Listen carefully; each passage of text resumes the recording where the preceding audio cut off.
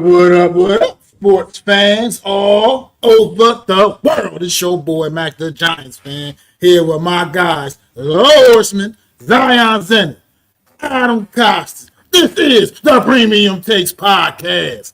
Let's go!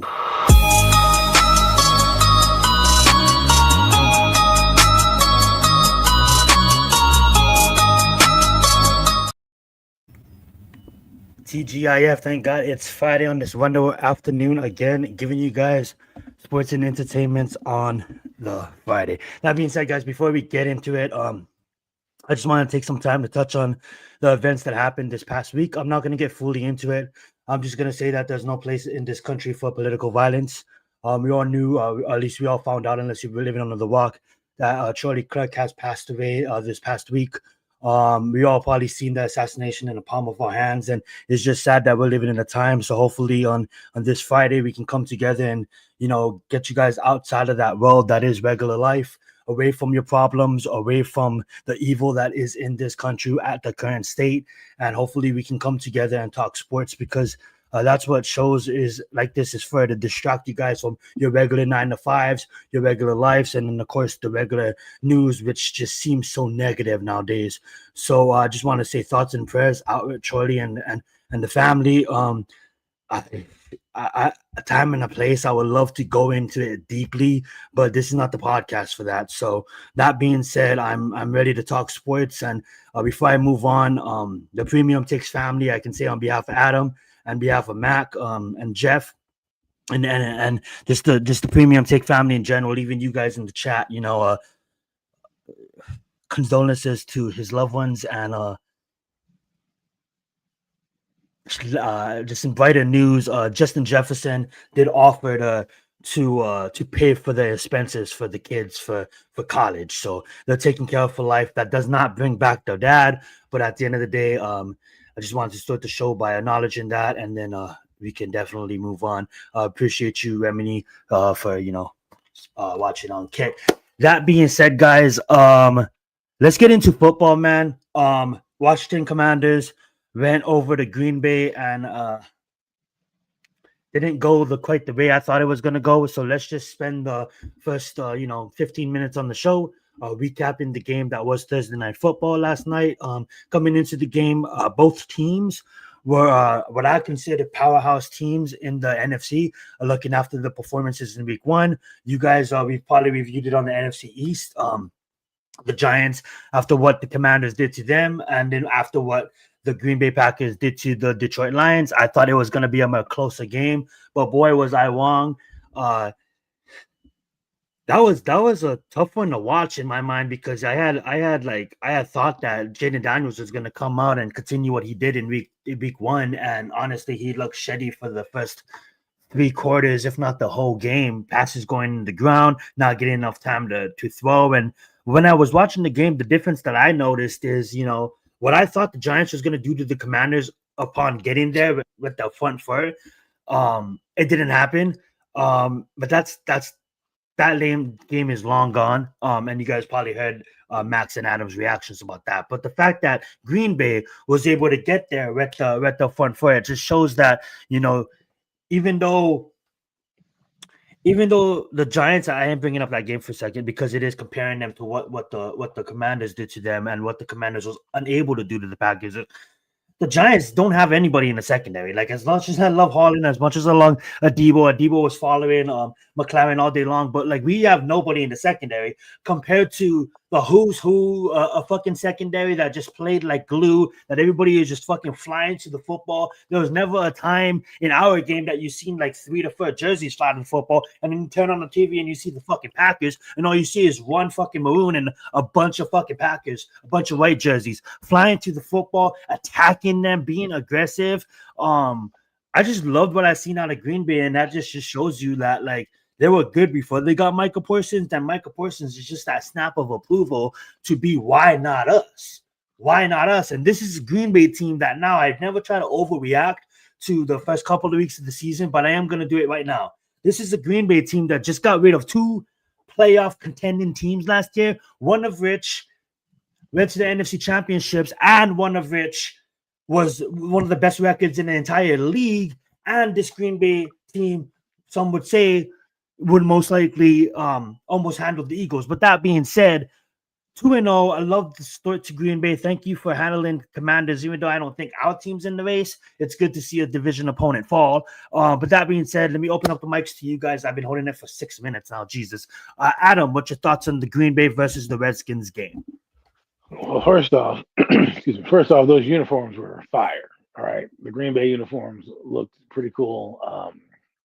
That means nothing more than that they at least look good going out there. But getting into the game, what surprised me about this Green Bay team is that we may need to start really thinking about, if they stay healthy, could this be the NFC representative? Because you mentioned something about them beating 2 teams. They beat the Detroit Lions in their division, who have been the reigning champions for the last 2 years. Okay. So you've already knocked off the Lions. So you've got the monkey off your back right there, right? And say, we have a chance to win the division. Then you take a Washington squad and stomp them out, like literally not on the field. And let's be honest, they did that to the Lions too, right? These were 2 dominant performances by this Green Bay defense and this Green Bay team. And Jordan Love is playing way above what I thought he did. Like, I thought he was good last year. I thought he got a little injured, banged up, but he's playing at a different level. And that's what I don't want to put this in the airspace, but you just hope that they can sustain this with the players, right? Because you don't want to see what happened last year, where they kind of had to have play Malik Willis and things like that. This team could be I dare say, a legitimate Super Bowl threat.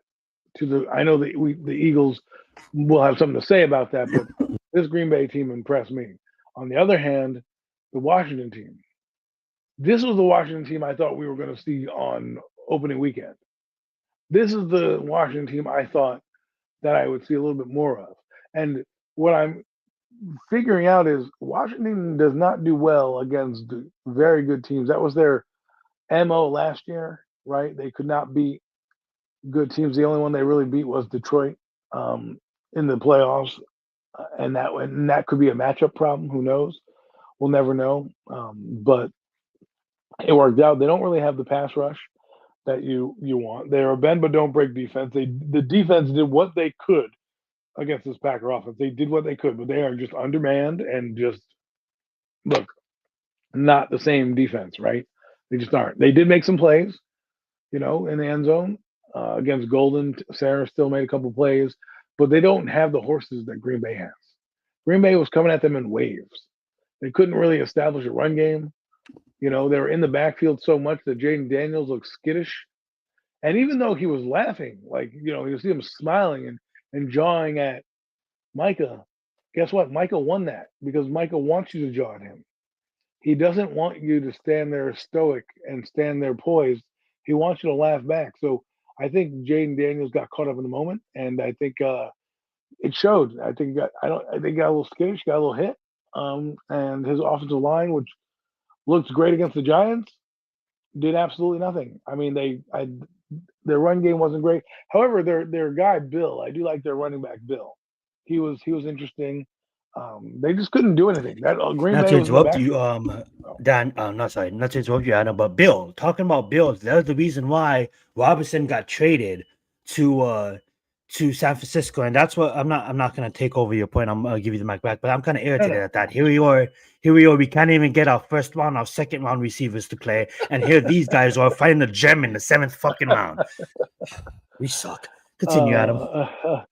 But it just, I don't know how to look at Washington, because one minute I'm riding high, and the next minute they get beat down by Green Bay, and maybe this is one of those wake up call games, right? That maybe Washington isn't as formidable as we thought, but they're going to be a good enough team to be fighting for at least a wild card spot.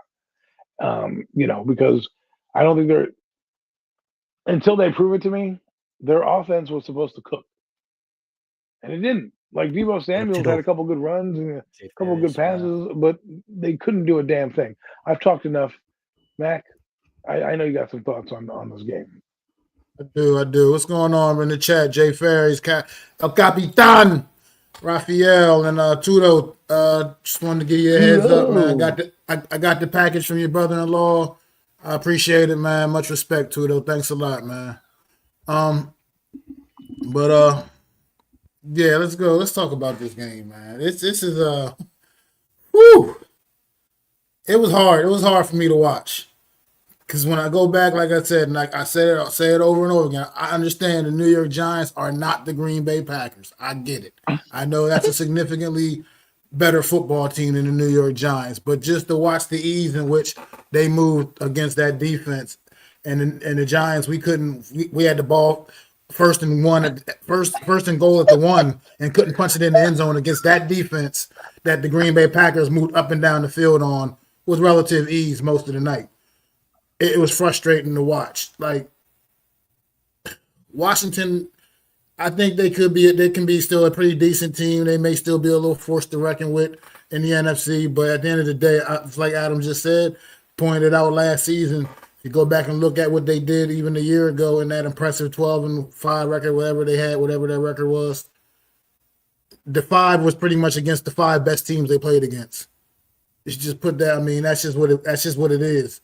And that's just the truth. And maybe there's going to be one situation, one of those teams like that, where they just don't stack up to the other good teams up around the league. And it's Jaden Daniels probably played maybe his worst game as a pro. Maybe.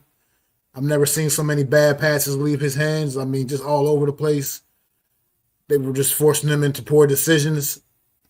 Got away with a couple of really bad balls that could have been picked. I mean, the Green Bay Packers.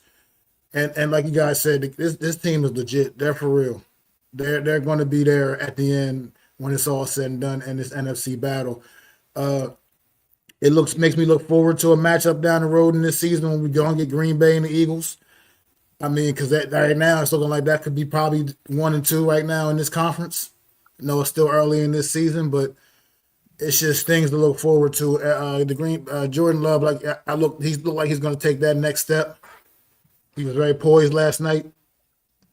Wasn't under quite as heavy pressure as Washington was generating against the Giants, but he was still under a little bit of pressure, and he handled it pretty well.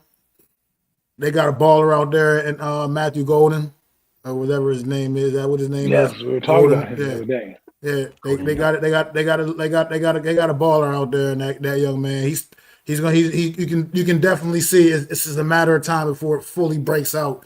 And he takes that next step. That was like a 99-yard touchdown, didn't he, or some shit? That was crazy.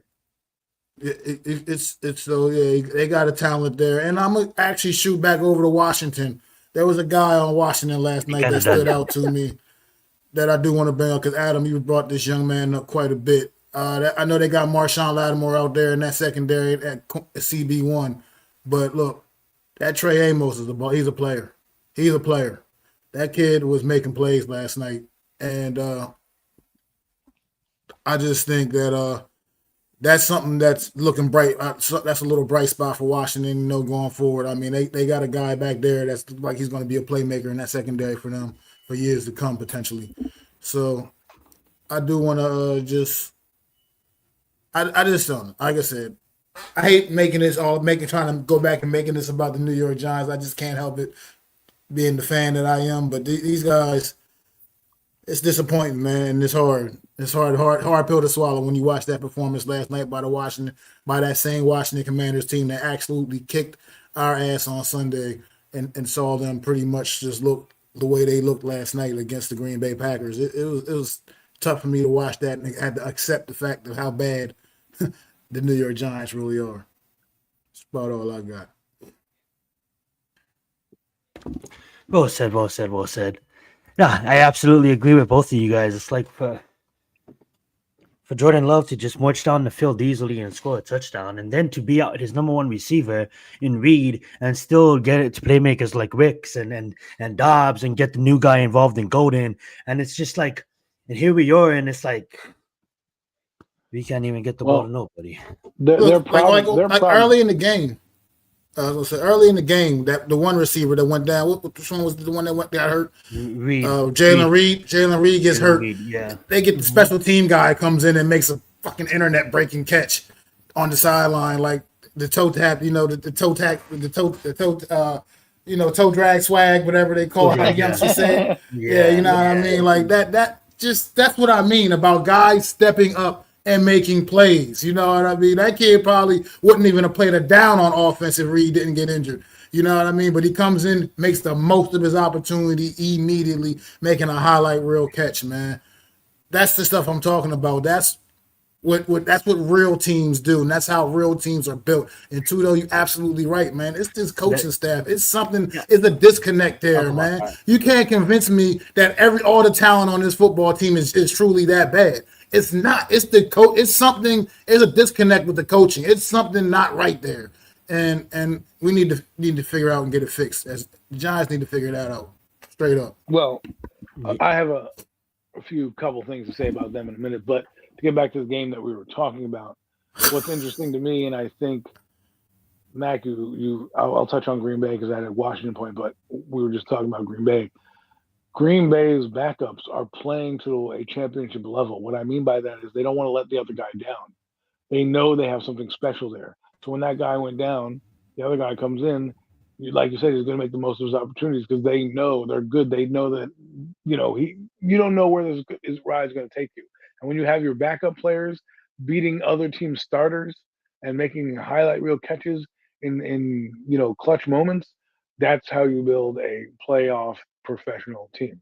The other thing I want to say about the Commanders is I think the Commanders' identity is only Jaden Daniels. Right? If Jaden Daniels doesn't play like Superman, they don't have anything. And I think that's what they tried to anticipate because I think Kirk Herbstreit mentioned it, something about Jaden Daniels having to play like Superman or something like that. And they were anticipating him playing like Superman.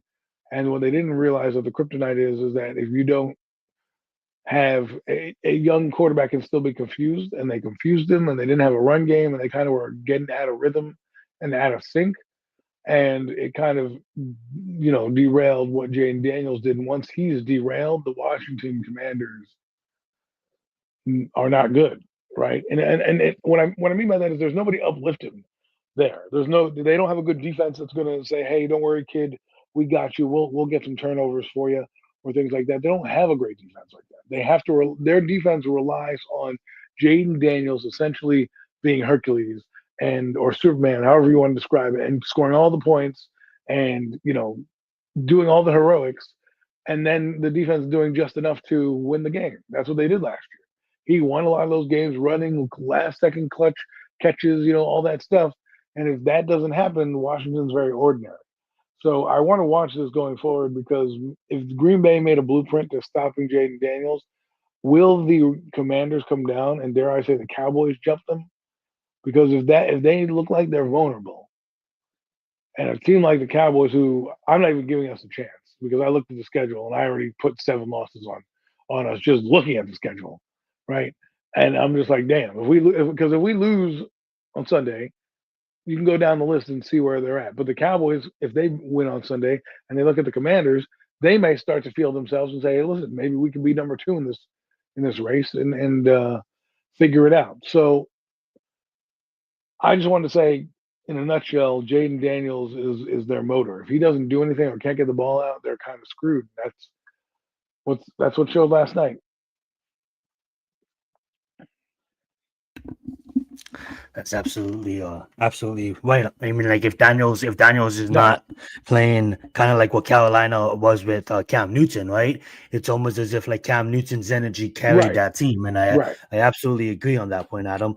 Congratulations to Tudo. They're 4-0 for the start of the season. Absolutely, my man, and get that championship. Let's get it. And thank you, man. I know it's super late or super early where Yeah. you're at, so I appreciate you tuning in on that. Go ahead, Matt. Go ahead. What? Thought you was gonna say something. Alrighty, it's all about the I'm preparation. sorry. Got you, got you. Yeah, it's all. Absolutely, guys. No, I was just, I'm just engaging with them in the chat. Oh, I love it. All right, gang. We're gonna come back to football, and I just wanted to point a couple of things out. We did make a YouTube channel dedicated to premium takes.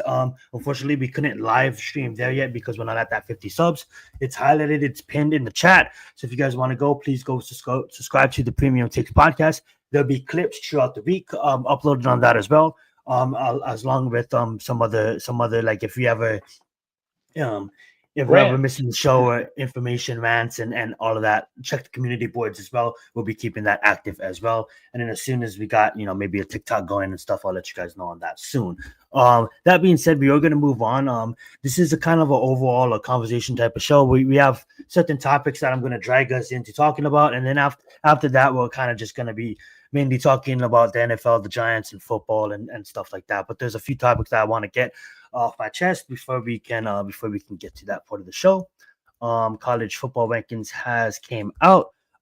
It came out last week, and then now it came out again. So let's just go over it. It came out obviously last week Sunday, but since we're Friday show, I just want to talk about it real fast. Obviously, we got Ohio State number 1, Penn State number 2, LSU moving to number 3. Oregon, Miami, Georgia, Texas. That basically rounds up the top 10 with Illinois and Notre Dame. Wondering how Notre Dame is still in top 10. No offense, Adam. Obviously they're 0-1, but just dropping from 6 to 8. I get it. They lost to number 10. So at least I mean, like Florida State is out here, doing works to Alabama being number 8, but that's for another time. We got South Carolina 2-0. Clemson still in it with 1-1. We got Oklahoma, Iowa State, and Texas A&M. Fun game this coming weekend. I believe we do have a big matchup inside the top 10. We'll get to that a little bit later.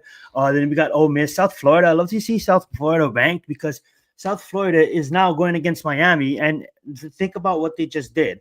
They just literally took Boise's top 25 in week 1. Then they went ahead and they beat number 13 Florida. Dude, they didn't even rank South Florida in the top 25 after they took Boise State's 25, which is ridiculous to me. Then they go and then they beat Florida, and then they're like, okay, we're gonna go respect them, but we can all tell like the AP rankings is absolutely dog shit, and it really doesn't really matter until the final 6 weeks of the season when the actually playoff rankings come out.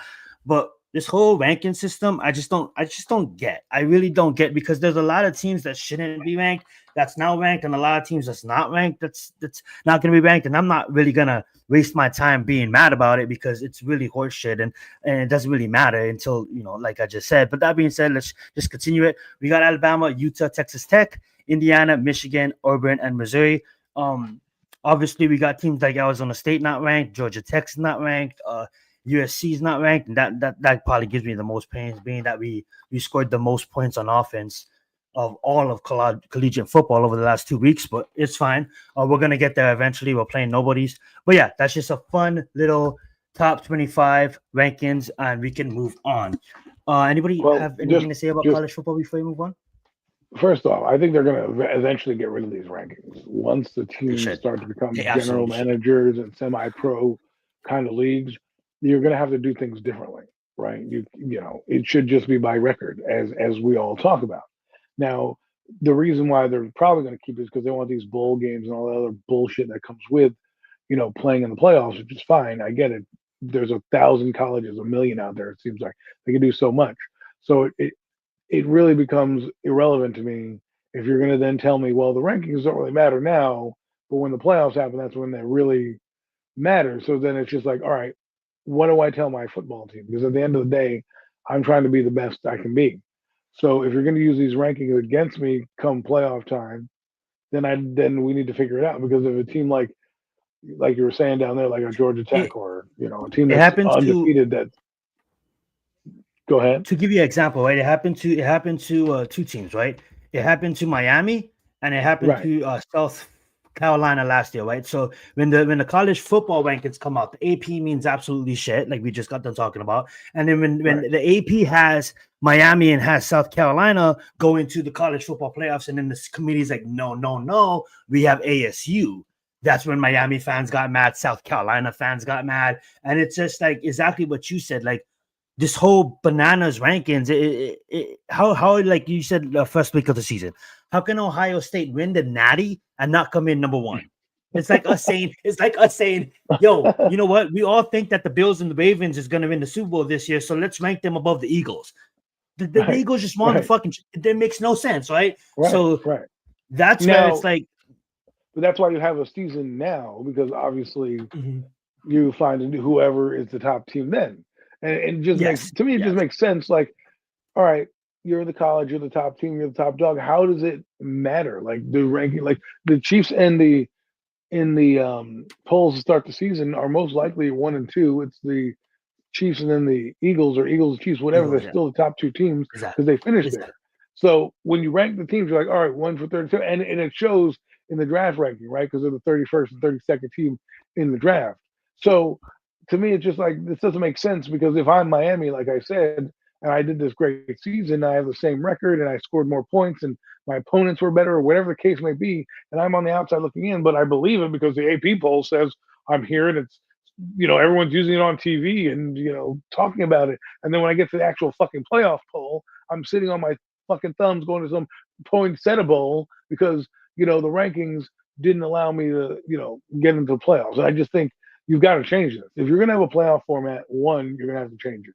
Two, if you're going to do this, make it actually matter. That if the AP is goes congruently with the rankings that are in the regular college football rankings for the playoffs, because I want to know if my team's making it in, and it also is strategy. Like, you're going to get more games where people are going to be eliminated from the tournament, right? Eliminated from the dance at some point. So you'll have those games where they're like playing games where you play a weekend before. Are you going to make it to the next round? Like, you can do so much with it that you're going to need to make an actual ranking system. And if it's certain teams, they have to have a certain population of school, or be a D1 or D1, whatever, however you want to rank them, from 1 to wherever 200, right? I don't know how many D1 schools are out there, but and you just do it from there. 136-ish. And if Yeah, Ohio that's State fine, yeah. wins, Ohio State wins. Then you figure out the mathematics as you go.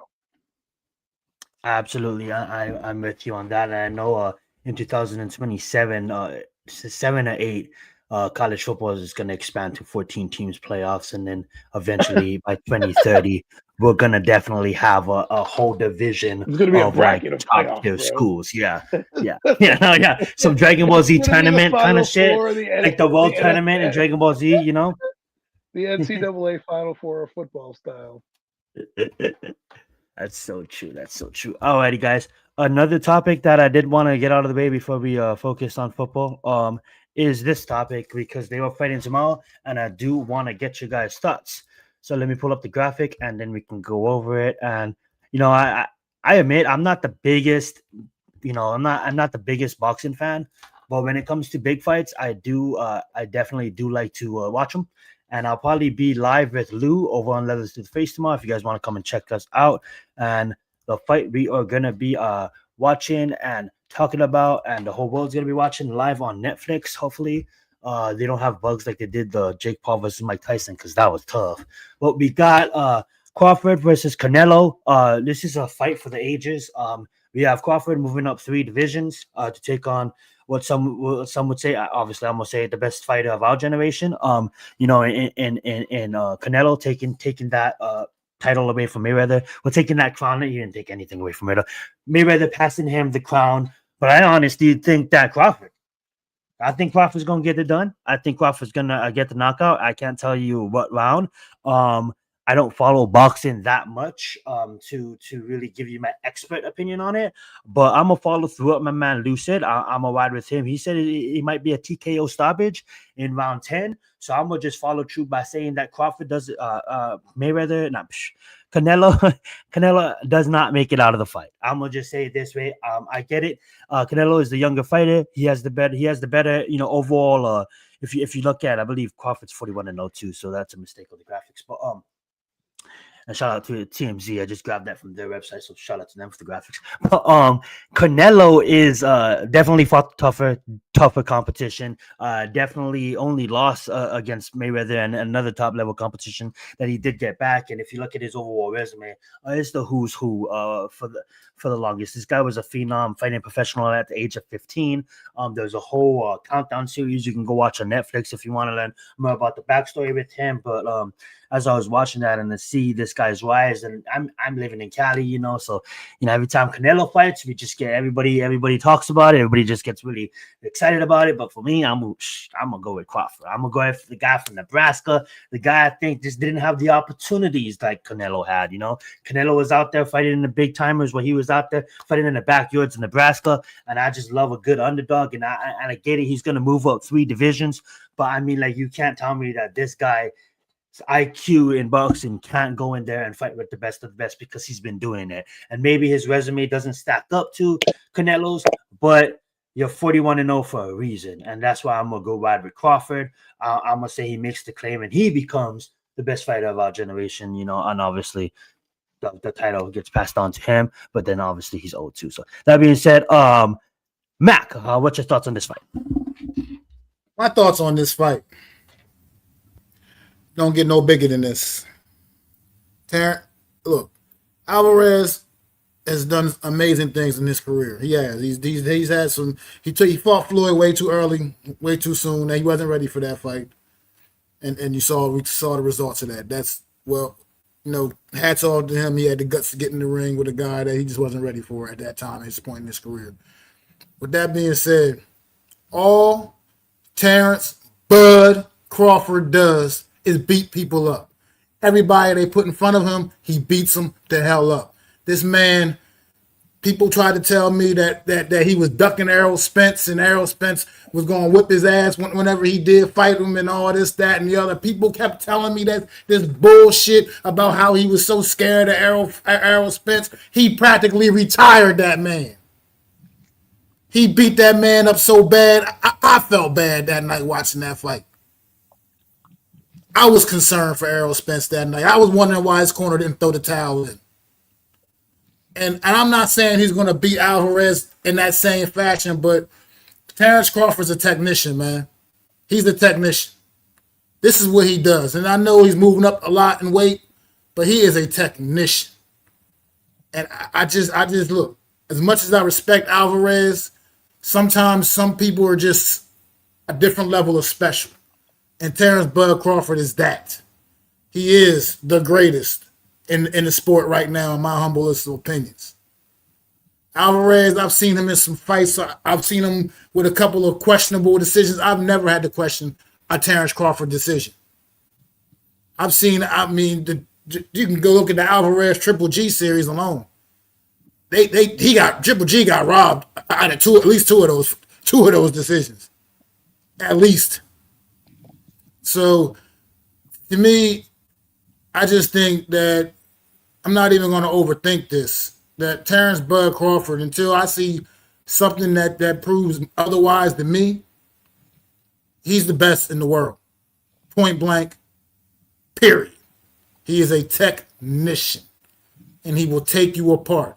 The fight's going to start off a little slow because that's what he does. He lulls you in. He fills you out, and then he just takes you apart. He dissects you. And he's a special talent. Like I said, not to take away anything that Canelo Alvarez has accomplished in his career. He is also he's going to go down as an all-time great for sure. But I just think that there's something just a little extra more special about Terrence Bud Crawford, man. To me, he is the best in the world, and he's going to prove that tomorrow night on Netflix in front of everybody. Well said, well said. Good take on the fight. I love it. Go ahead, Adam. What's your thoughts on this one? I don't really have much thoughts. I just hope it was a good fight, and I hope everyone gets their money's worth. And I can't really speak on something I don't know. Although the record is pretty crazy, 59-2 seems like it's one of the best heavyweights ever, I guess. So, or whatever weight division he is in, super middleweight. But I don't really have much. I'm looking forward to maybe popping it on. I think it comes on tomorrow. Yep, Yep. tomorrow live on Netflix. At 8 So o'clock if your I'm time. home, I'll try to put it on. And the problem with the fight show is that they take. I want to watch the fight, but you're there at 8 o'clock. That shit don't start till like 11. You know what I mean? With the No, main 8 bout o'clock your going. time. Yeah, okay, yeah, the main bout. No. I mean the main bout is what I'm No, the saying. main event's here. It's not going to start till like about 11, probably. Yeah. Yeah, you're right. So I mean, it just so I'll see if I'm up, watching that. I hope I can say something, but I'm rambling on now, so let's move on. Oh, you're good. And I don't know why the graphic said that, but Canelo Alvarez is 63 and 2-2, and two losses, 2 draws, and then obviously Pud is 41 and amazing records for both guys. Yes, so let's move on. Indeed, who's the guy, the champion? Who's the champion? they're both champions. They're both champions. Crawford's trying to become a champions. three division world champion. So Crawford is moving up, trying to become a 3 division world champion. Oh, so what happens if he wins? Does he get the belt? He doesn't only get the belt, but he's the best fighter of our generation. It's So like he gets- so it's he like does get Muhammad the belt. Ali. So like, yeah, he gets the belt for sure. So he'll But have in like boxing, 3 there's belts. he'll have like 8 fucking 9, 10 belts because there's like 5 different organizations and all this fucking So shit. I'm sitting here thinking that Mercedes Lewis in fucking AEW has 8 belts, and that's ridiculous. But you can literally do that in boxing. You can have because like 8 there's so much different organizations. Yeah. Yeah, all the different like WBA and IBF and all those different WBO and So all you that can other like shit. mix with other others. organizations, I guess. It allows for an open range of opponents, I guess, right? Because technically anybody can challenge for any one of those belts at some point.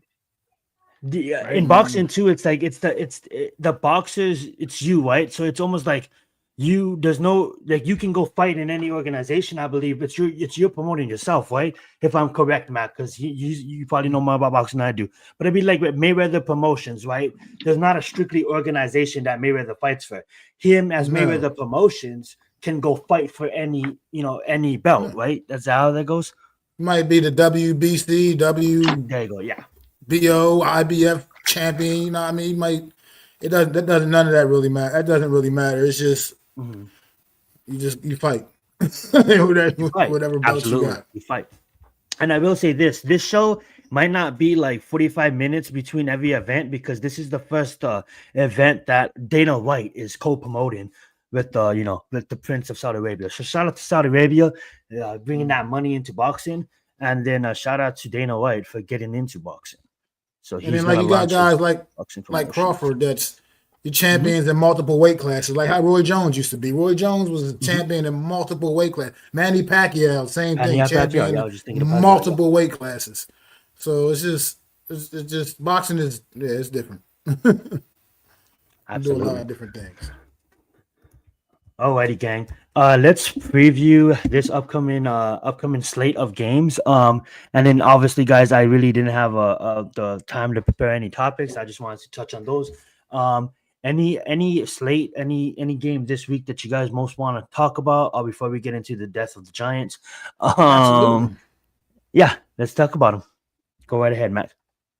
Absolutely. Let's talk about Super Bowl rematch. Okay. Talk about that. The Eagles versus the Chiefs. Absolutely. Let's bring that up. We'll bring up the spread. And what's your thoughts on the game? I mean, my thoughts is like I talked about on the Real Deal NFC's roundup on Wednesday. But at the end of the day, I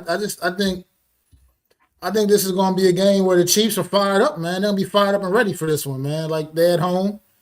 Yeah, they're in Kansas City, and I think they're gonna be ready to go. I mean, the Eagles embarrassed them back in February and on the biggest, grandest stage. They don't roster wise, they don't stack up to Philly. I mean, I think they know that. They probably know that they damn self. But at the end of the day, they're still a good team led by the greatest quarterback on the planet. Still, Patrick Mahomes is still that. He is still him. And I think at the end of the day, they're going to figure out a way to clip them wings a little bit, man. They're going to get some get back. They're going to come in angry. They're going to come in fired up, ready to go, and the Eagles are going to get the absolute best the Kansas City Chiefs have to offer. And I think it's going to be enough on this day, man. I'm surprised this game isn't the Sunday night game or in prime time or something. But it's in the 4 o'clock window, and it's the only 4 o'clock game, only game in the 4 o'clock window on Sunday. So I guess in a sense it is still being highlighted. You can sort of say because there will be no other game on at that time unless we get some more weird weather delays and 1 o'clock game extends into that time slot. But otherwise, yeah, the NFL, that's the only game scheduled in the 4 o'clock window is the Eagles and Chiefs on Sunday. So I say strap up, buckle up, and I'm ready for that one, man. I'm excited. I don't think we're not gonna have that same lopsided matchup we had back in the Super Bowl. I just don't foresee that happening. What's your thoughts on I believe if it I don't know if if it's legit, but I believe that they're gonna be without Isaiah Worthy and talks so Tyreek Hill is disappointed at Miami. What's your thoughts on Tyreek Hill returning to the Chiefs in season? Do you see that happening? And then Adam, let's get your thoughts on the game after he answers that. Said my thoughts on Tyreek Hill possibly returning to the Chiefs. Look, I mean, if it happens, it happens. At this point, I don't know. I mean, Tyreek Hill's had a couple of strange seasons the last couple of years, especially last year. It was like almost non-existent. I don't know. I mean, I think he's still a player, but I'm not. I mean, I don't know. I don't know the impact. I guess at the end of the day, there is still some good chemistry there. But it's been over a year. It's been over a year since they're saying he caught a pass over 33 yards, and he's starting to get just irritated with the whole coach in Miami. That's just rumors. I'm not saying it's legit, but yeah. Whatever. Get over it. They paid a lot of money. Yeah, it is. I love that. So to me, it's just whatever. If that happens, it happens. I'm not. It's hard to speculate on something that's probably not going to happen. But if it does, it does. I mean, so be it. Absolutely. I'm gonna give my take after Adam, but Adam, you can go right ahead. Well, for Tyreek Hill, he's got to worry about his legal issues first before worry about coming to another team. He's going through some stuff right now, so who knows what's going to happen if the NFL suspends him, if anything goes through. So if I'm the Chiefs, I don't need to bring that drama onto the team right now, regardless of where they stand, right? And they're probably going to get Xavier Worthy back. He went from week to day, so he probably won't play this week. So hopefully he'll be able to recover. But I saw some things in the Chiefs this year that they're not going to have a stink. Their receiving core is not going to suck entirely. Hollywood Brown was out there. I think it was Hollywood Brown. And he was okay. He had some catches. He looked good. Juju Smith-Schuster was able to make a couple grabs here and there. So his committee of receivers and Tyquan Thornton they're trying to incorporate into the game, right? And he made a pretty solid catch as well. What I think they need is they need to use more tight ends. Kelsey is, well, he's good in spurts. You can see that age is starting to catch up with him. He's not the same player that he was. Isaiah Pacheco is still that hard runner.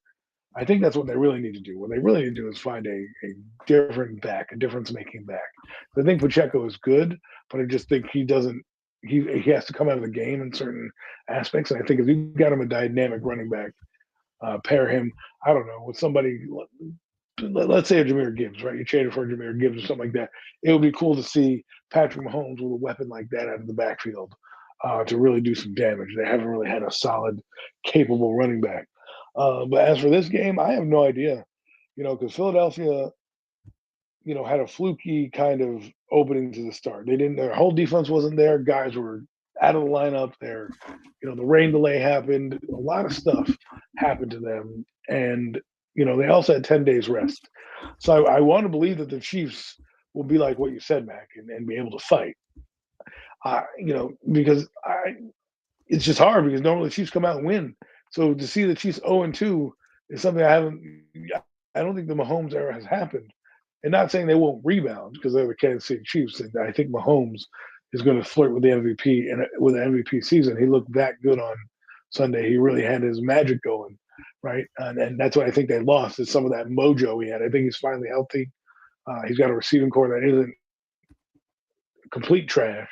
So I think you'll start to see more of the Mahomes magic, but I just don't think he has enough magic in this game.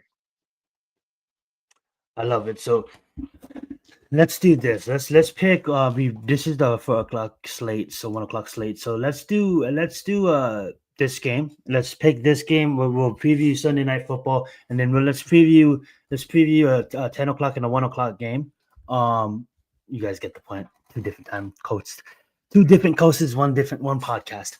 That should Isn't be it weird watching football at 10:00 in the morning out there? Is that weird? Honestly, I love it because I used to watch that 7:00 in Hawaii. I'd be mad watching. I don't think I feel weird watching football at 10:00 in the morning. I think it was just you know what it is. I love those 9:30 games. Are you kidding me? Yeah, the thing is, what it is it sucks because my whole Sunday is dedicated to football. Right. Because it's literally, I'm not complaining by any means. But you're the Sunday 3 hours after us. So the fucking Sunday night game is over at like 8:00 for you. That's true. Well, overtime it goes into 1:00 in the morning. I didn't even think of that. Even UFC fights and everything's catered to the West Coast. So you guys are up at fucking 1:00, gotta go up to work, and then the fucking game is still on. That's crazy. Yeah, you guys y'all get to go out to the fucking club and shit after Sunday night football. We're going to fuck the bed. That's so funny. That's so true though. All right, so Mac, I'm gonna keep track, and we're gonna keep track this season. We're not gonna do all the games. We're just gonna do certain games. So Mac, you got the Chiefs? I got the Chiefs. All right, Adam, what do you got? I'm gonna take Philly. You're taking Philly. Alrighty, I'm gonna take Philly too.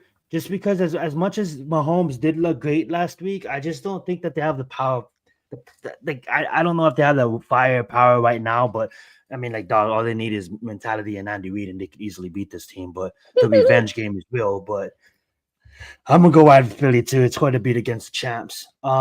Before we get into any other game, I want to talk about this. This is not the game we're gonna choose to talk about because obviously we're all gonna pick the Broncos. But like Daniel Jones, is that like overrated or underrated? You know, I mean, like I'm not overreacting on that. He played the wash-up, the Dolphins that were Matt. What's up, man? The Dolphins that was probably not going to be that good this year. The Dolphins that has a lot of problems this year, and everybody is worshiping Daniel Jones. But guess what? Do it this week against the Broncos.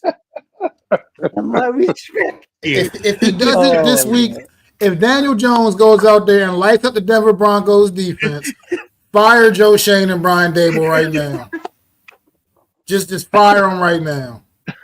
If that happens again, and he goes out there and lights up that defense and accounts for like 3 more touchdowns again or something. Well, no, we have to be ass still.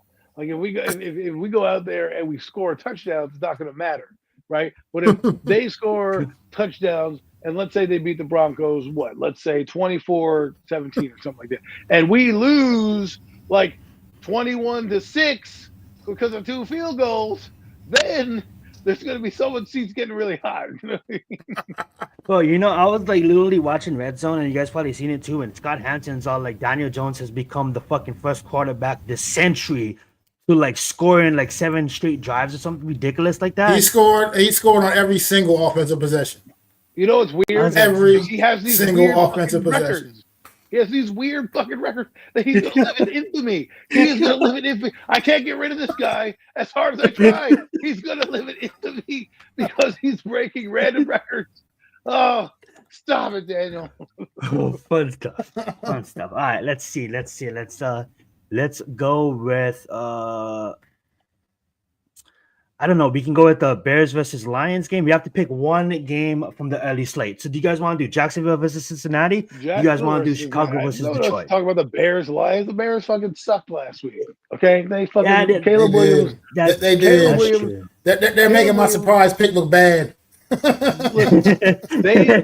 Look. Somebody. I had a conversation with somebody. Ben Johnson reminded me of Adam Gase. The person told me. I was like, you know what he does, yo. He's sitting there. He had this glossy look over his eyes. He didn't really change much. Their offense and do shit. Caleb Williams, I'm sorry, may not be the truth.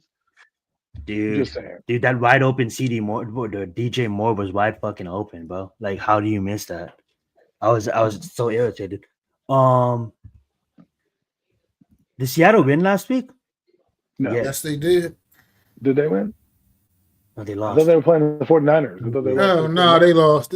They lost. Yeah, They they lost. did. Yeah, I so was thinking about the let's do the Raiders. Cincinnati. I was thinking Yeah, about, you let's said do. Seattle. I was thinking about Geno Smith, and he's on the Raiders now. The Raiders won. Yeah. Makes sense. Makes sense.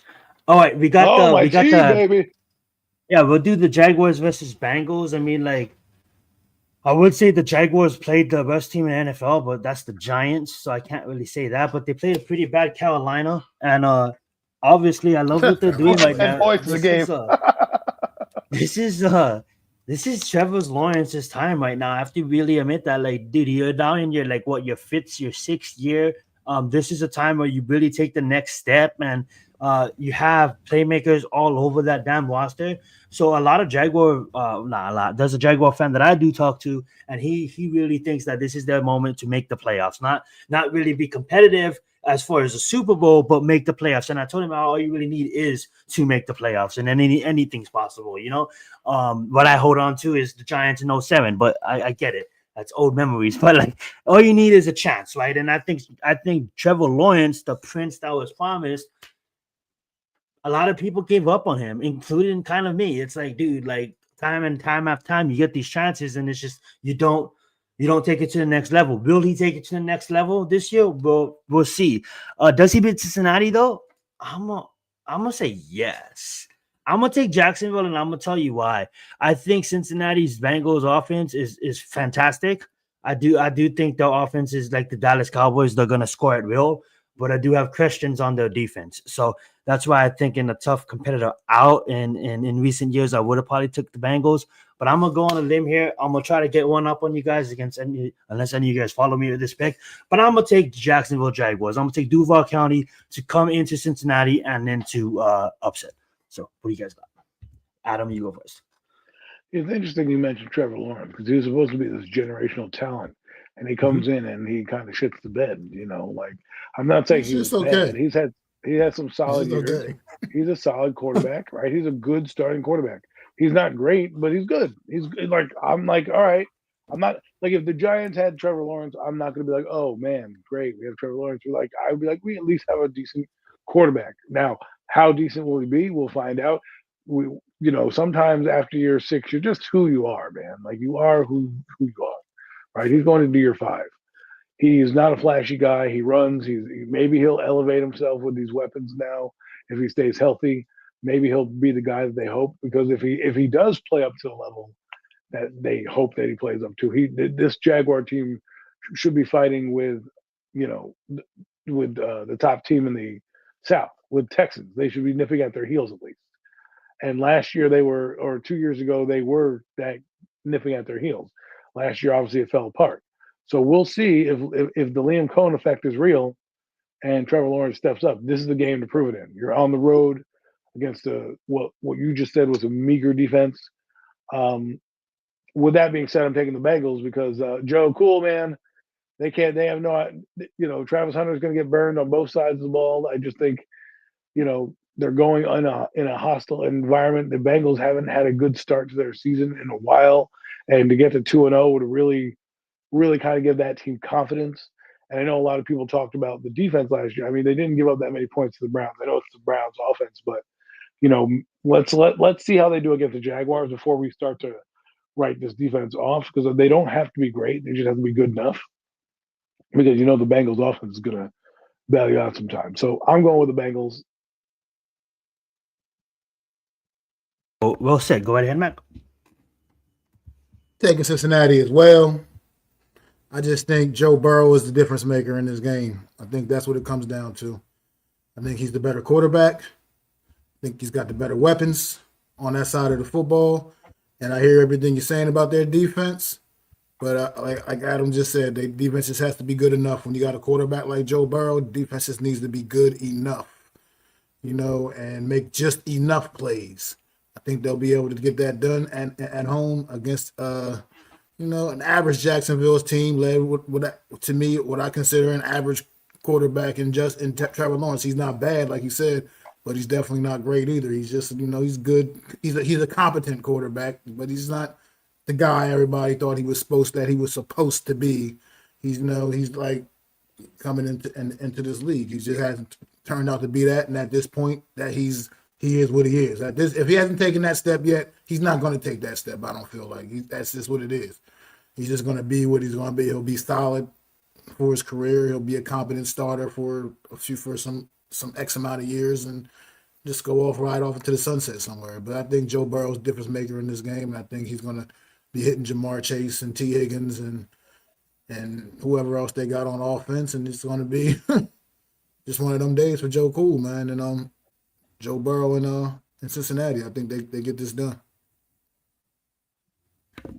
Well said, well said. Alrighty, gang.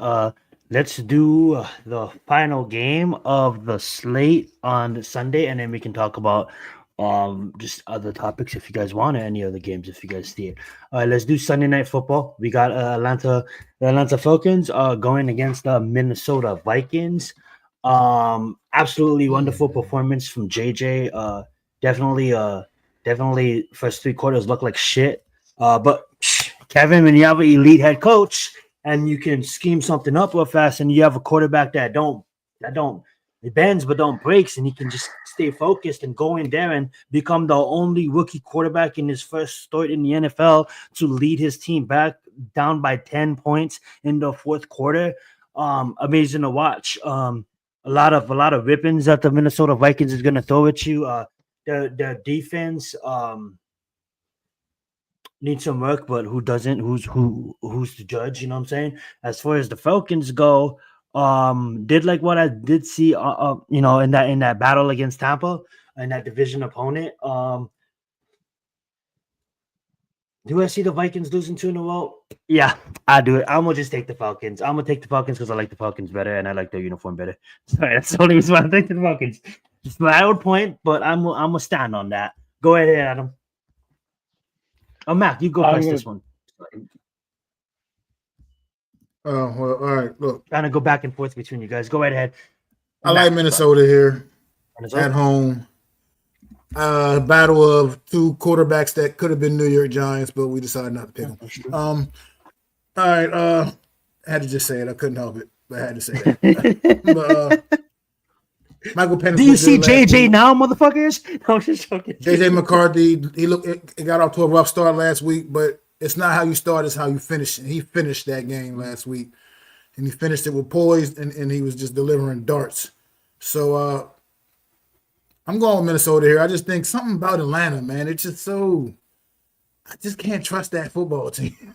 Can't trust them, man. You want to believe they that they're on that right path and everything's going to go right, and they just always let you down, man. They're just good for those heartbreaking losses. I think this will be a good competitive game, man, but I just think Minnesota's going to end up getting the best of them in the end, man. I just like what they bring to the table a little more consistent, and I just think they're going to get it done, man. Atlanta just always has a way of letting you down, so I just can't pick them. Well said, and I do want to correct myself. I said Minnesota's going to go 0-2. They won last week, so they'll go 1-1. Atlanta will be 1-1 after the game too, hopefully. Go right ahead, Mac. Go right ahead, Adam. I think Minnesota is going to win. They're going to be in their building off an emotional comeback from behind a divisional opponent. Let's hope that they didn't use too much energy on that comeback, but it seemed like the Vikings were getting better as the game went on, and the Bears were unraveling as the team. So, and I think J.J. McCarthy proved why he's a winner. Like we talk about Jalen Hurts being a winner, J.J. McCarthy's a winner. They don't let situations bother them. They might not have the gaudy stats, but they have the gene that they need the most. When the game is on the line, that's when I'm going to play my best. And that's what he did. And he came through when they needed him to come through, and he made plays and scored and ran a guy over for a touchdown. Like, he was their emotional spark plug. And the defense helped him out and said, hey, kid, we're going to keep fighting for you because we know and we believe, we see in practice what you got. And that's what a young quarterback does for a team. Right? We talk about a certain situation with our team, and we have a guy who, goes to the podium after getting his ass kicked and goes, hey, we played a great game. Like, what? No. You want to see a little fire and a little desire. So, with that being said, Kevin O'Connell is a phenomenal coach. Like he outcoached Ben Johnson the other night, and I was sitting there thinking to myself at the end of the game sequence. Well, if he kicks it into the end zone here, it's going to be a touchback, and then they'll have the 2-minute warning and the 2 seconds. He didn't. Kevin O'Connell outthought all of us, or most of us, and the guy ran it out, even though he was 5 yards deep in the end zone, to preserve that timeout and force the Bears to call a timeout. Yeah, when like he's looked at Kevin Conner, and Kevin Conner's like, "No, come out, right, come right, out, exactly, come out." exactly. Yeah. Because the head coach is like, "Look at me. I'm going to take this moment on to win the game for you. Follow my instructions." This is what remember. Daboll won the Coach of the Year the year that Kevin O'Connell was there. It should have went to Kevin O'Connell because what this guy has done with this team his last couple of years has been remarkable, and what he's done with quarterbacks and this team, they're going to be in the hunt, man. They may not be as good as Green Bay, but the fact that the Lions are vulnerable and they just beat the Bears, this team is going to be in the mix, at least for a wild card spot. And I think they beat Atlanta on Sunday. Yeah, I love it. Kevin O'Connor definitely has my respect for what he was able to do with Sam. So I marked you down. So we're gonna do this every week, guys, and we're gonna keep track, and we're gonna we break it down at every individual premium takes, and then we'll just add it to the total score. So if we did every single game, it'll be like a lot of scores, but we'll just do the English has left the chat. That being said, Mac, you picked Kansas City, Bengals, and Minnesota. Adam, you picked Philly, Bengals, and Minnesota. And then I picked Philly, Jags, and Falcons. Alrighty, gang. One thing I do want to talk about is what Adam just brought up. He's probably covered this on Wednesday, but let's talk about this game for a bit. I just think it's different years, the same results. This is now the fourth year under the regime, and I am still questioning the coaches. You just brought up Kevin Conner on the elite game he called, right? You're down by 10 inside 4 minutes in the ball game, and you win the game. That's something the Giants hasn't done in the last 15 years. So it's almost as if like what he built with the Vikings and what Brian Daboll built with the Giants, I'm starting to question if Brian Daboll was ever involved in Josh Allen, because Josh Allen has gotten better since Brian Daboll has left. So, you look at this O-line, we're comfortable, and I admit, Adam, so I don't know I called you Adam. I can admit, Adam, if I'm wrong saying that you still want to probably do it regardless, but you was probably wanting to do it because the life that he gave this offense, and you thought the line was at least going to be able to block for the kid, right? Because I remember you saying something like, I think that this line, I'm content with the O-line because every O-line is bad in the NFL.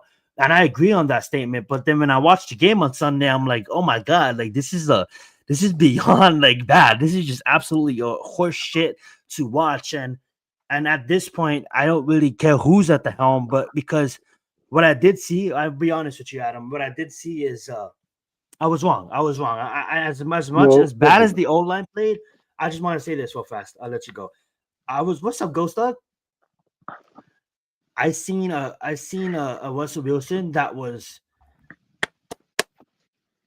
not, I wouldn't use the word scared, but one thing here, how would I put this? Because it's a good take that I want to just say. One thing that rookies don't have is they don't have rookies don't get scared because they don't, you know what I'm saying? It's like they're not gonna, if Dort was back there, Dort would have just took these wild fucking shots because he's not fucking, he can't feel the pressure as much as Wilson was. Like Wilson almost kind of froze at times, like pump fake motherfuckers at time, and you have no fucking time. As almost as if like with Dort, if Dort was out there, I honestly think with his legs, he would have kind of moved that offense a bit better. But then again, when you look at the defensive side of the ball, it's almost as if like Jaden Daniels just keeps on running to the fucking right, and I have Tom Brady in my fucking ear saying, hey, are you going to stop him from running to the right? And then it's like, what are we fucking doing? And at this point, I was almost so high on Shane Bowen, and it's almost as if like I'm done with this safe shit. I'm done with this fucking let's not blitz. I'm done with fuck the keeping these players healthy. Get them on the field at the same fucking time. It's week 1, bro. Abdul Carter doesn't need to have 36 fucking defensive snaps, and I don't want to see like I'm just so frustrated with this team, and I'm all over the place right now. But I just want to say that this O-line, bro, like I don't know, but I just kind of feel like, you know what I'm saying, man? It's just like, how is this happening year in and year out? Like, why us? We're officially the worst team in the NFL. Like, when you tell people you're a Giants fan, you can't even say that proudly no more. It's almost as if like, yeah, I'm a Giants fan. But like, fucking rewind 15 years, it's like you fucking we're Giants fans, you know? Just so fucking frustrating. And upper management and everything. Go right ahead, Adam. I'm all over the place. Well, to address your Jackson Dart thing, the reason why I wanted to start him is because of how they moved the offense with him in the preseason. They had up tempo. Yeah. They did college RPOs. They had more of a repertoire to use, and the offense functioned better when he was in the game. When you have Russell Wilson in the game, and apparently the rumor is that he might be on a short leash, is that he's a drop back play action quarterback. And if you can't establish the run game against a defense that is far less that good, like, so I just read a preview on a site that I go to. Cowboys defense right now is ranked 14th. Our defense is ranked 31st, right? And what does that mean? It doesn't really mean anything. What they did was hold Saquon Barkley to 60 yards, hold Jalen Hurts to 152 yards passing, right? They did their job enough. The Eagles overcame some things, and they won with Jalen Hurts running down the field. They couldn't stop Jalen Hurts in the clutch moments, but they did what they needed to do to execute win, and they came out with fire. Now you're going to go into their building, a team that's angry, like with all the adjectives that Max said about Kansas City are the same adjectives that the Dallas Cowboys are going to have. They're going to be angry, pissed off. They're tired of hearing about the drops and that they should have won a game. They're going to look at the Giants like, this is our way to get off the mat. This is our way to get off the mat. And history doesn't bode well for the Giants, especially with Dak Prescott and everything like that, right? So Jackson Dart, starting him gives you life. I guarantee you when he comes in the game, the offense is going to look totally different. It's going to look totally different. You're going to be like, oh, Brian Dable, why haven't we thrown downfield? Why we did this? Because right now they're running the same vanilla shit that they ran with Daniel Jones, and that's like they have no man beaters. They have no fucking crossing routes. You see routes. People do pick plays all the time. We can't even run those shits. There's no combos. I'm not going to interrupt you, but I want to have a conversation. I want Matt to get some few words on here too. But like, it's so frustrating. It's like when I play Madden and I'm playing a really fucking good player, and I know, like, holy shit, I don't have time to get the ball down the field. I don't have time to do these amazing fucking plays that I want to scheme up. What do? I fucking adjust. And if I have to throw a little fucking slant route to my playmaker, if I have to fucking just try to get creative, I try to get creative to just try to get the 10 yards. If I have to drive the fucking field and take fucking the quarters is 6 minutes. If I have to take fucking 4 minutes out of the first fucking quarter, but I'm assuring that I'm getting points on the board, I'm gonna fucking do that. It's just almost as if like Brian Dable, he wants to run his offense so fucking badly that he doesn't support the playmakers on the football field. And then like okay, you get your O-line is fucking bad. Why don't you move your fucking O-line? Why don't it's frustrating to watch. You could do so many things to help out. Like, we blame the O-line every time because it's an easy scapegoat. Exactly. Well, you're the coach. How about figure it out? Do max protection. Do move your quarterback to the right, to the left. Oh, wait, your quarterback can't do that? Then get him out of the game. Okay? If your quarterback limits your offense, which Russell Wilson does because of who he is at his age right now, he's an offensive limiter, right? He doesn't raise the offense up because he only can do certain things. And if you can't do one thing well for Russell, and that's run the football, you're kind of screwed because he doesn't have the same agility that he normally has. So putting in Dart can help you maybe with run lanes, maybe with the RPO option. Now the defense has to think this kid actually has legs. He has to have juice. You saw what Jalen Hurts did, right, in that game. I'm not saying that Jackson Dart would do that, but it would be able to run and utilize his legs a little bit. Maybe that helps the running game. And the last thing I'll say about this is just that, I just don't trust Brian Dable as a coach because of what he's done. I mean, how the hell are you going to open up 3 out of the 4 seasons you've played as your coach, and you scored 12 points in the last three years. 12 points. Like 12 points. Like 12. That's insane. You're an offensive guru. Ridiculous. You're an offensive guru. And as for Shane Bowen, I keep telling you guys, the scheme is the problem, not the players. Right? You can't tell me that Brian Burns is the problem. It's fucking Abdul Carter playing a fucking spy. Why is not Abdul Carter rushing on every single? Why is he fucking? Like, and I want to say this before Mac goes. It's like if we had a line, like if we did have a line, like I really do feel that Russell Wilson can get shit done, but we don't have a fucking line. We don't have a line. We're not gonna have a line all fucking season. I don't care if Andrew Thomas is in there. It's gonna look better, but we're not gonna have a fucking line. So at this fucking point, I'm not trying to look at draft picks for next fucking year. Put the kid in there. I want to see what the kid has. I want to see the amazing mobility that this kid can, because I think he's not gonna give a fuck. He's gonna give the I don't give a fuck energy, and he's gonna go. He gave it in preseason. I don't give a fuck energy. But Russell Wilson at this point in his career, he played 14 fucking season. He knows how it is by week fucking 6 when you fucking are injured and battered. So he gives a fuck. He's like, I'm not trying to fucking, he's hesitated. This point with a bad O-line, put in the kid, because the kid's not gonna it's what Tiki said. The kid's not gonna he's just gonna not give a fuck and do it. He's gonna be like, yeah, I'm gonna get hit, but fuck it. You know what I'm saying? But go ahead, Mac. This point, just put Jackson Dart in, because what the fuck else do we have? We have nothing else to even look forward to as Giant fans other than to see if Jackson Dart is truly the answer at quarterback. Because, like I was saying earlier today, we need to tear all this shit down all the way, burn it down. You see when they destroy buildings and they strap the C4 to the buildings and they burn that shit down to the fucking ground.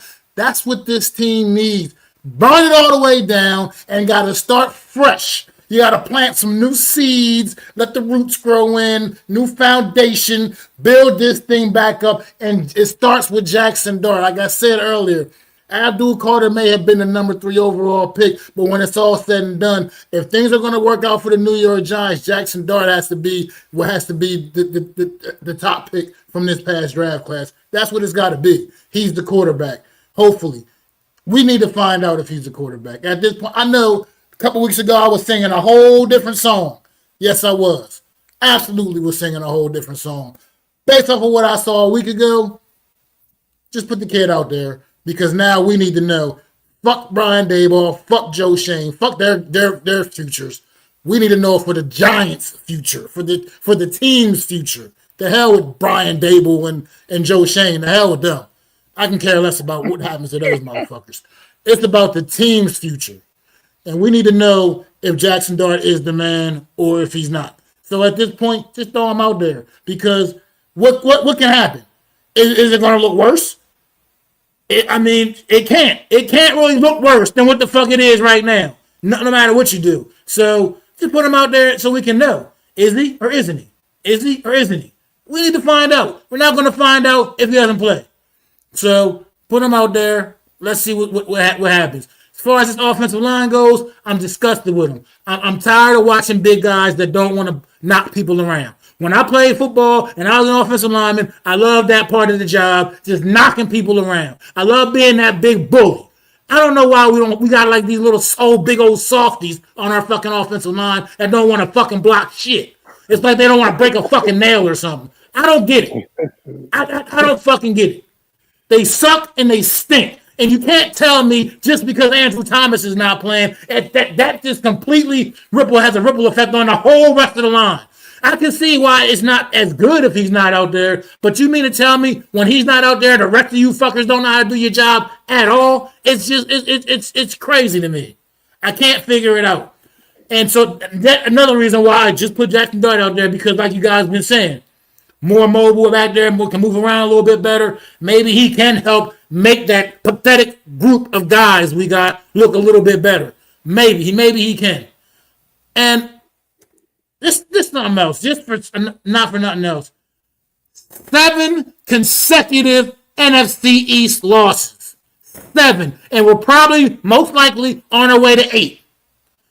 8 consecutive divisional losses.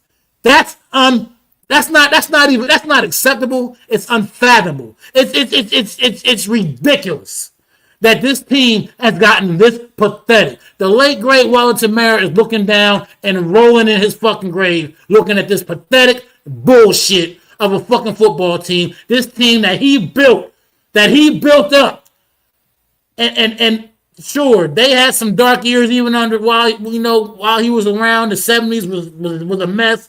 We had ups and downs in the 90s, whatever. But this is just a different level of bad. We have not even been a competent, competitive football team in a decade. Barring a couple of fluky seasons, we made the playoffs. We haven't beaten Dak Prescott since his rookie season. We beat Dak twice, his rookie season when he was a rookie. We haven't beaten that man since. So what's the chances we're going to go out there on Sunday and do something different? Not likely. This team right here, it grinds my gears. I love to talk shit. And I can't talk shit about these motherfuckers because they suck so bad. I sit there and go out here and got to look at all these dumbass Eagle fans smiling in my goddamn face. And I'm a Giants fan. And I'm always sitting there with my stupid ass Giants shit on. And everybody looking at me like, you a Giants fan? Your team fucking sucks. And all I can do is, yeah, you're right. We fucking stink. I'm tired of it. As a fan base, we deserve better. Some of the most loyal and dedicated fans in the National Football League. We deserve better. Can you score a touchdown? Can we get that? Can you cross the goal line a couple of times? Just do something. It's so fucking irritating. Like, why are you getting cute? Why are you trying to fucking throw it to Embo? Just give it to Scatterboo and fucking one it in there. You know what I'm saying? Tyrone Tracy, Scatterboo, Devin Singletary. These are all much better options than the play than trying to tackle eligible to Marcus Bowe. Bro, the drive and Scatterboo is like fucking literally boom, two motherfuckers off of him. He has the momentum. He's feeling fucking good. Why are you getting cute? The fucking ball is on the 1 yard line. And we had 8 fucking tries, and what did we end up with? 3 fucking points? Thank you, Dable. Fucking great. Like, I don't understand what fucking football you're trying to play. And then you got fucking Rashad Slater, exactly, Mets, out. We have a few offensive lines out throughout the entire fucking league. You have fucking Minnesota Vikings without their left tackle. And then what does the Giants do? It's like, bro, and then every single, the funny thing about it is, look at everybody that fucking leaves. Look at McKinley when he left. Look at Boykley when he left. Look at fucking Daniel Jones. I get it, it's against Dolphins, but look at Daniel Jones. And Daniel Jones leaves. Like, what the fuck's going on, dude? Oh, like that's go back up here real quick. Nick, just go Nick. If we don't bring a center in this motherfucker from somewhere, go to I don't care where you got. Go to fucking Walmart and find a big fucking motherfucker that can snap the goddamn ball between his legs. That actually wants to block somebody. Because JMS ain't it. He's not it. I'm tired of watching that fucking guy. He sucks. I'm sorry. He might be a nice fucking guy. He fucking sucks though. He sucks at playing this game at this level. He sucks at going up against good defensive tackles, and guess what? The Cowboys have some decent defensive tackles. Kenny Clark is going to manhandle that guy. And if they get penetration, if the Cowboys get penetration with their front four, the game is going to be over for the Giants. Because I look at the Cowboys front four a little bit better than the Commanders, and the Commanders have their way with us. And they're going to come in now with Eberflus, who turned it on against that Eagle team and shut them out in the second half. They scored 3 points in the second half, that team. We scored 6. That means we might score 3 points the entire game. Actually, honestly, the back that I would put in is Scatterboo.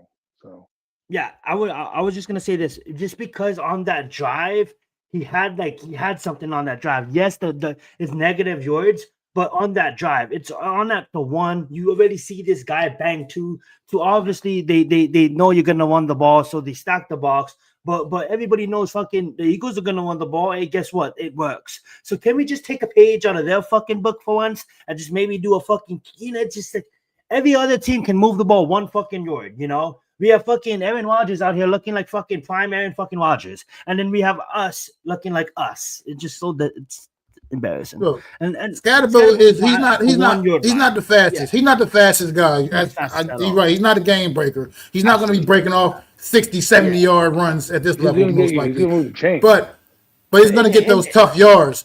And Yeah. like I said, if the offensive line can just even make a crack, you know what I mean? That's part of what was derailing the run game. Like I said, I don't necessarily put that so much on Tracy Singletary or Scatterbill, honestly. Offensive lines, you got to give them something. I mean, you got to give them something to run into. You know what I mean? You're giving them nothing. They're getting the fucking snap, they're getting the handoff, and the whole damn defense is already in the backfield. I mean, Saquon Barkley struggled to run the football behind this offensive line. I mean, it is what it is. I mean, he's phenomenal. He's phenomenal talent. So it's just like, so to me, the run game right now is more of a reflection of the poor offensive line than anything else. Because that to me is just, you can only do what you can do. They get the fucking handoff and the fucking whole defense is already in the backfield. There's not much they can fucking do. I mean, it just is what it is. It's just what it is. And I mean, I'm just going to be honest. You know what irritates me too, Mac, and then I get it. I mean, like, I'm not gonna say he sucks and it's a terrible pick just yet. I do like what he did against Texas, and we'll see. But you know what irritates me the most, Nets, and you guys is the fact that, like, you know, I'm giving Joe Shane all these compliments about, like, yeah, you know, you bring in Holland, you bring in Adebo, but just to sit up there and be comfortable, just be comfortable with this O-line and not try to bring in any level of competition. Just be like, yeah, we'll just be comfortable with it. It's like the comfortability. They brought in James Hudson. You know, it's just so irritating. It's like he has this. Joe Shane carries himself like he already won a championship when he didn't win shit. To be comfortable, that's what I don't like. I heard a motherfucker talk to him recently. Oh yeah, you know who that motherfucker was? Daniel fucking Jones on Pat McAfee Monday fucking morning. Okay. And Pat McAfee asked, Daniel Jones said nothing about Brian fucking Dable. But what Pat McAfee asked Daniel Jones is what did they do to prepare you, right? So he talked about Vikings, and he talked about the Vikings staff, and he talked about Kevin, and he talked about how elite Kevin was in the preparation of the game plan. He had every single backup plan, and he's like, that's what I learned the most on the Vikings is the preparation, the amount of time they took preparing for the game each week. You know what that told me? That told me that fucking he went from a fucking baloney show, which is the New York Giants, to fucking the Minnesota Vikings, where he can sit on Pat McAfee and give Kevin O'Connor praise and not even fucking mention Brian fucking Dable. That's what stood out for me. So it's almost as if Brian Dable smoking his fucking cigar after getting a fucking victory, and Joe Shane walking around that office like, yeah, Barkley's gonna be the right, yeah, who cares if you're not gonna get sleep? They're not gonna win a championship. They don't even value him. These guys are walking around the building like they won something. What the fuck did you guys win? Why are you guys acting like you guys are comfortable? You guys always need to be uncomfortable, because the people that is uncomfortable are the elite coaches that win the fucking games. You don't think that Mike Tomlin is fucking staying up, trying to put his team in every situation possible to win these fucking games and have 18 years of success without missing the playoffs? Andy Reid, Pete Carroll, all these other elite coaches in the fucking National Football Leagues, and here we are at this fat fuck that wears his fucking sunglasses. It's fucking irritating, man. Well, you know, start looking for a new coach. I don't know where he's coming from, but like Max said, if Dart needs to start, because we want to see who we got. Because if the next coaching staff comes in and evaluates Dart and says he's not our guy, they need to know so they can either move on or keep him depending on how they feel. I believe they should get rid of both Joe Shane and Brian Dable, only for the fact that they came in as a package deal. You kept them as a package deal. They should leave as a package deal. Okay, I don't care if you have to start a new GM and whatnot in the whole process. If you're going to blow the whole thing up like Max says, I want them both gone. Because let's be honest, Joe Shane hasn't helped this team, right? We talk about the bad coaching, but he's brought in, like you said, soft players. Runyon was not that good in Green Bay. There's a reason why Green Bay got rid of him. Evan Neal, your first overall pick, is a healthy scratch. If he's a healthy scratch this week, then we really have problems because it also means that Brian Dable doesn't believe in the guy that you guys drafted. Which hell, if you put him on the line as maybe an extra tackle or a big package, a jumbo package, maybe you could run. The thing about Daniel Jones saying about Kevin O'Connell, that's the difference between good coaches and bad. A guy who has 3 different game plans as opposed to one. A guy who hasn't fired his defense. He fired his defensive coordinator because his defense sucked. And he got a defense coordinator, and look, his defense fucking great. And he can take any quarterback and make him look spectacular. It makes me wonder, like you said, is Brian Dable really the guru that he's being led on to be? Because I don't see any guru plays. I mean, Mike Kafka came from Kansas City. I don't see any of those plays. Now, again, the quarterback is part of that. So maybe if you put in Dart and he has the different arm angles and can throw, maybe we'll be able to maybe you'll see a different offense. But for me, Joe Shane is a problem too. He really is. I mean, how does Jalen Hyatt not get no burn? How is that guy Exactly. He has a 3rd overall pick. How is that guy not getting any fucking burn, bro? Like, what is this? Just on the sideline. Here you go. You get a uniform today, but you can sit here and just watch the game on the sideline. One ball throw to him. Man. I mean, if that guy was on Kansas City, you would have seen him run down the field, streak down the field. We can't even just throw to him? Like, I mean, I understand Malik Neighbors is a joystick out there because he's like a video game. You can just throw him the ball, he'll bring a tackle and go. But he's getting frustrated with Brian Dable because he knows Brian Dable fucking sucks, right? There's a reason why he's getting frustrated. Theo Johnson, maybe he's overhyped.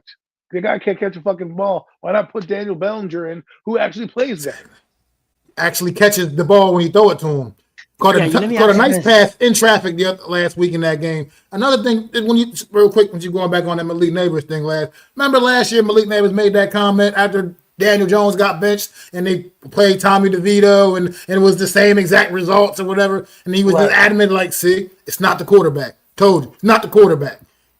Right. What do you think he was really saying? Like, read between the lines what he's really saying.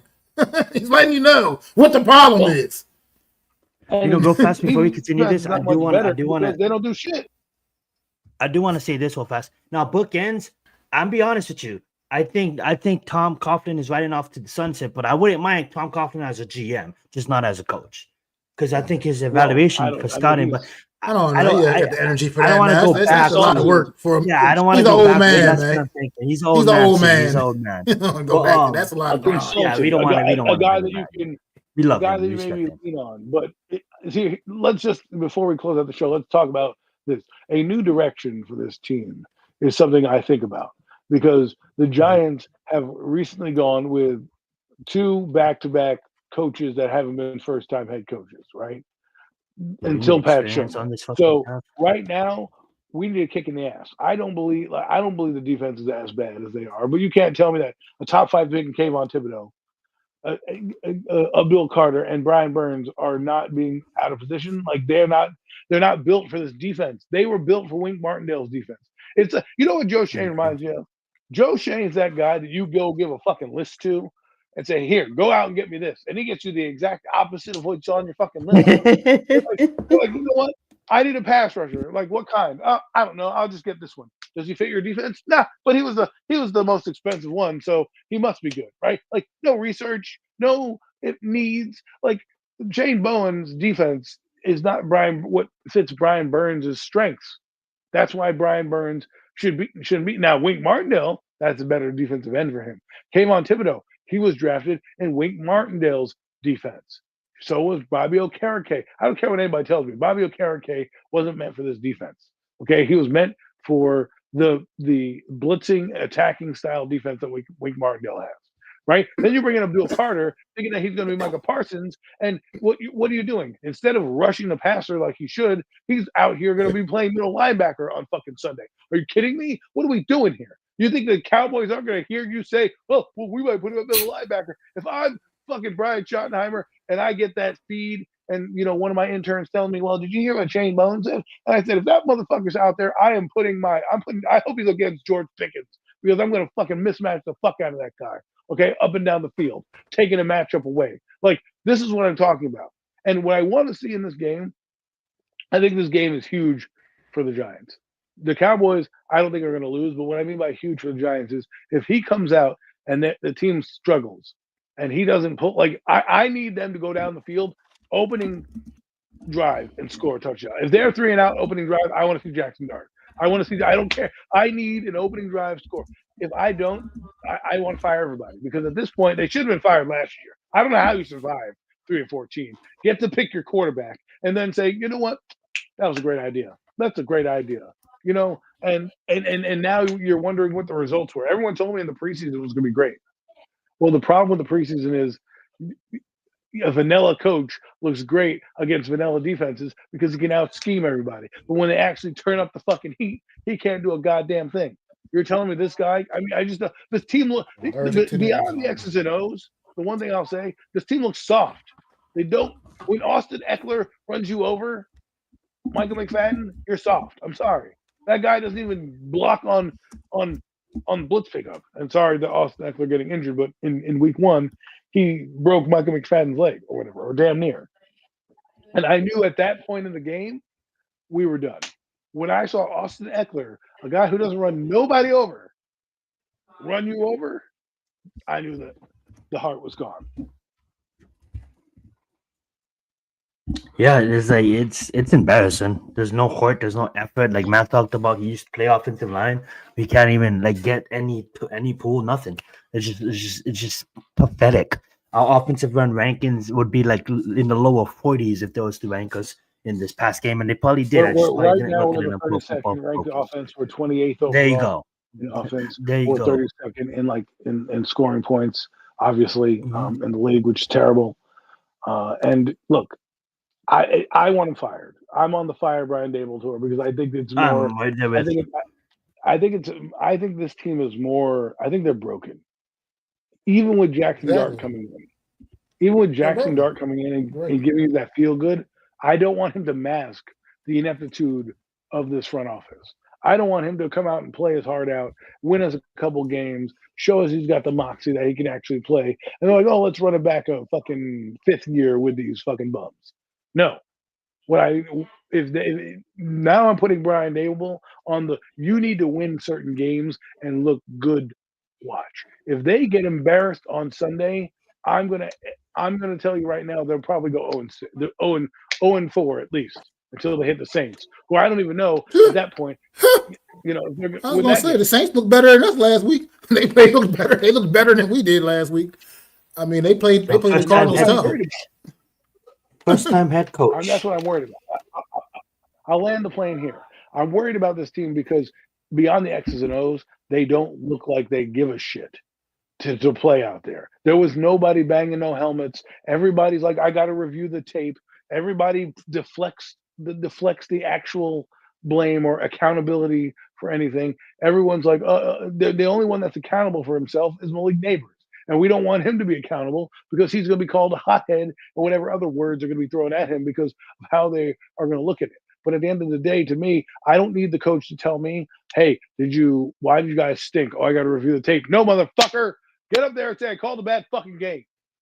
I was the reason we lost. I shouldn't have called this. I should have done that.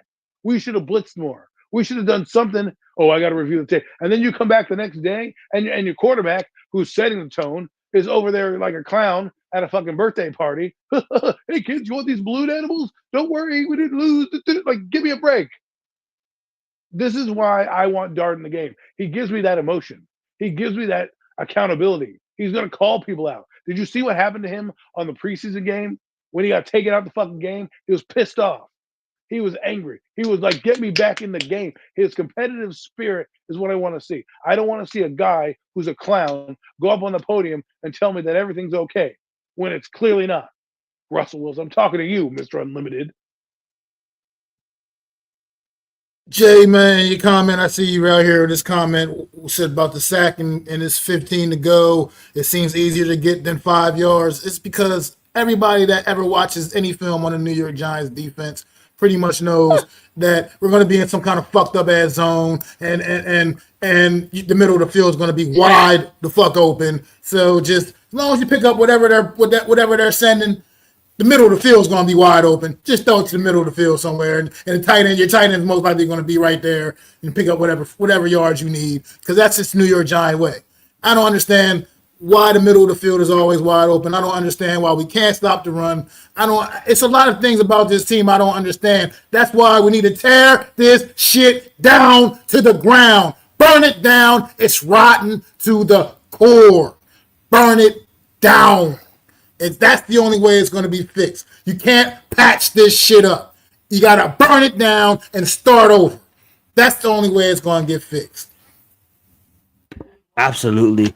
That's absolutely fact, because I'm not trying to watch basketball in October and then think about our coaches of the next football team in September. By the way, guys, 2025 New York Giants, season will be over before Thanksgiving again. That's the road we're going down. Yeah. Shit's nuts, bro.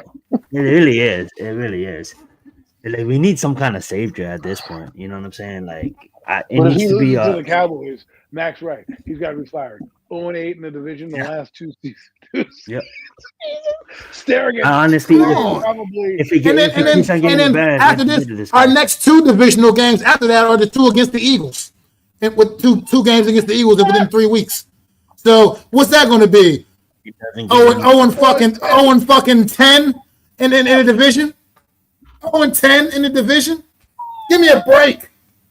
Get embarrassed, leave his ass in Dallas, just promote Kafka for the sake of the team, and put in Dort and promote. Leave that, but we gotta promote someone. You can't give it both of them. We're gonna promote Shane. We're gonna promote our quarterback coach, head coach, and then you know what? Fuck it. Me and Mac, you can be the defensive coordinator. I'll be the fucking offensive coordinator. Zion, you can be the special teams coordinator. I guarantee we coach a better game than these motherfuckers. Jeez. I guarantee we'll find better fucking talent if we host camps like the Eagles did back in the 1930s to wall talent on the streets and fucking block better than this O-line. All this talent. You can't get Remember to the quarterback. What is that? Mark Wahlberg movie? Invincible? Oh my God.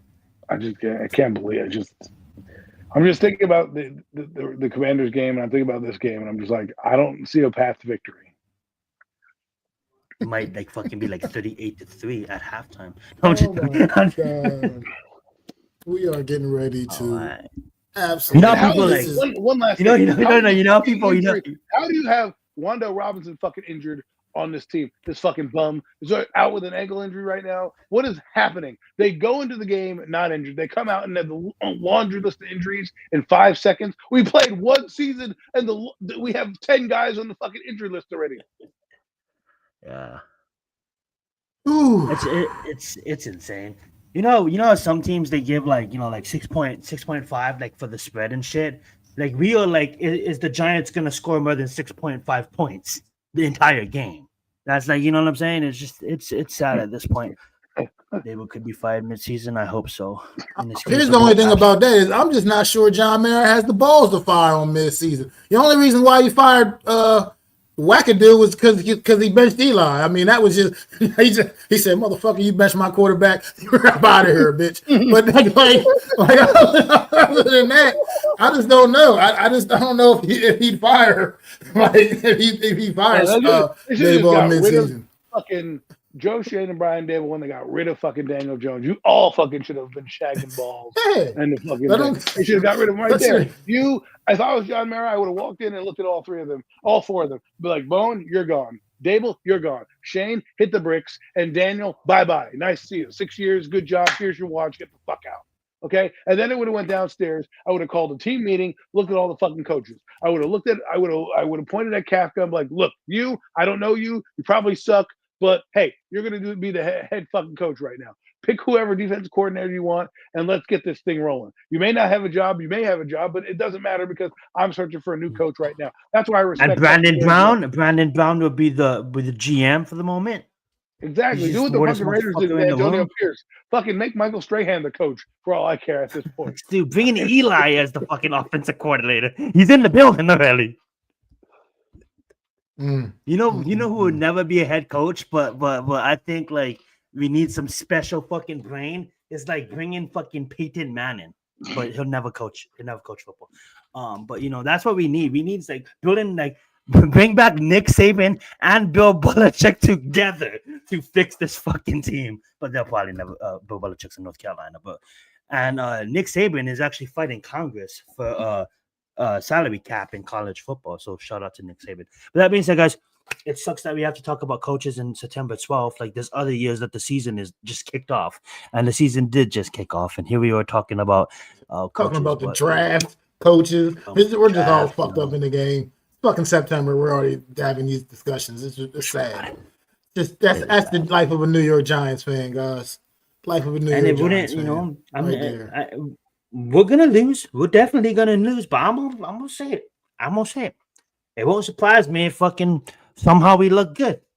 Then we're gonna look bad against the Chiefs. It's a fucking I'll be lucky if we win three games. The good thing about it is whoever comes in here will have a lot of options next year with a lot of salary cap. So that being said, I'm gonna pass the mic over to Adam. He's Mac. He's gonna end the show, and thank you guys all for joining us. And again, sorry that this wasn't posted on our Premium 6 channel. We do need 50 subscribers, so please, tell your friends, tell your family if they like sports. Friday nights, Premium Take Podcast. Go subscribe.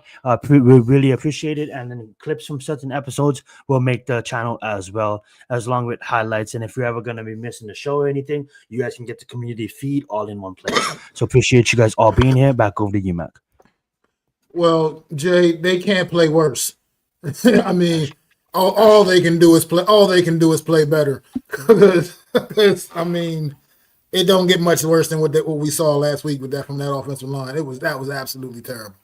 But and hopefully Brian Dable's son helped him scheme up some plays this week because he clearly needs the help. Need to get Joe Shane's fucking sons, get his kids in there. His kids got more sense than his ass. But thank you guys once again for tuning in to another edition of the Premium Takes Podcast here with myself, Adam Costas, Zenith. We are the Horsemen, baby. We will be back next Friday.